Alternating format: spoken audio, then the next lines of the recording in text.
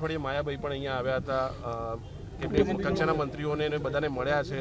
તો તમને લાગે છે ન્યાય મળશે? કારણ કે બંને તરફથી દબાણ થઈ રહ્યું. ના દબાણની કોઈ વાત નથી. અમે સ્પષ્ટ ને આપના માધ્યમથી એક અમારા સમાજને એક વિનંતી કરું છું, આપના માધ્યમથી બધા પરથી, કે કોઈ સમાજ પ્રત્યે કોઈ ટીકા ટિપ્પણી ખોટી ન કરે, કોઈ બેનો દીકરીઓ ઉપર ટીકા ટિપ્પણી ન કરે.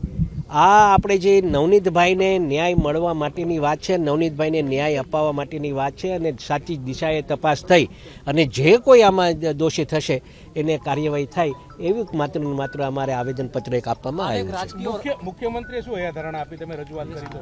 બસ સાહેબે એ જ કીધું છે કે સાચી દિશાએ તપાસ થશે અને આમાં કોઈ રાજકીય, બીજી વાત એક કરું, કોઈ રાજકીય દાવપેચ આમાં લેવા માંગતા નથી. જે કોઈ મીડિયાના માધ્યમથી ઘણીવાર મેં આમાં જોયું છે કે હીરાભાઈને આનો વાંધો છે, હીરાભાઈને આના સાથે વાંધો છે, તો એવું બિલકુલ બી છે નહીં ને ક્યારેય આવા દાવપેચ લેવા માટે હું ક્યારેય કામ કર્યું નથી ને આ ભવિષ્યમાં બી ક્યારે આવું કામ કરીશ નહીં.